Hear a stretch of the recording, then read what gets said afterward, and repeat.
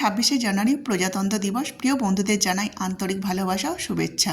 আজকে একটু ভালো কিছু রান্না করতেই হয়, তাই ভাবলাম রুই মাছের মাথা আছে, তাই দিয়ে আজকে মুড়িঘণ্ট করব। তো বলাও যা, আরম্ভ করাও তাই কাজ। রান্না চাপিয়ে দিলাম, কড়াইতে ঘি দিয়েছি। আগে থেকে গোবিন্দভোগ চাল আমি ভিজিয়ে রেখেছিলাম ছোট্ট বাটির হাফ বাটি। কাজু কিশমিশ দিয়ে ভেজে নিলাম, অল্প করেই ভাজবো। এবার কড়াই সর্ষের তেল দিয়েছি, তাতে আলুগুলো ছোটো ছোটো করে কেটেছি, ভেজে নিলাম। এবার মাছের মাথাটা ভাজবো। মাছের মাথাটা কড়া করে ভেজে গুঁড়িয়ে নিয়েছি। 5 ফোড়ন, শুকনো লঙ্কা, তেজপাতা, লবঙ্গ, এলাচ ফোড়ন দিয়েছি। কেটে রাখা 2টো পেঁয়াজ দিলাম, লবণ আর আমি চিনি দিয়েছি।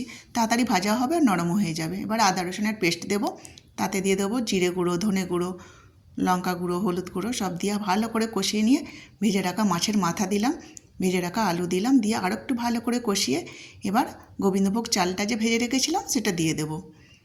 দিয়ে দিলাম, ভালো করে কষিয়ে নিয়েছি। যে বাটির মাপে আমি চাল ঢেছি সেই বাটির ডবল জল দেব। জল দিয়ে 10 মিনিট চাপা দেব।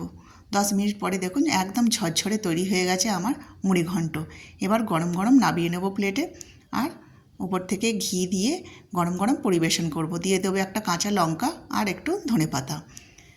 দেখে তো মনে হচ্ছে খুব সুন্দর হয়েছে। আজকের দিনটা আমার খুব স্পেশাল হয়ে গেল।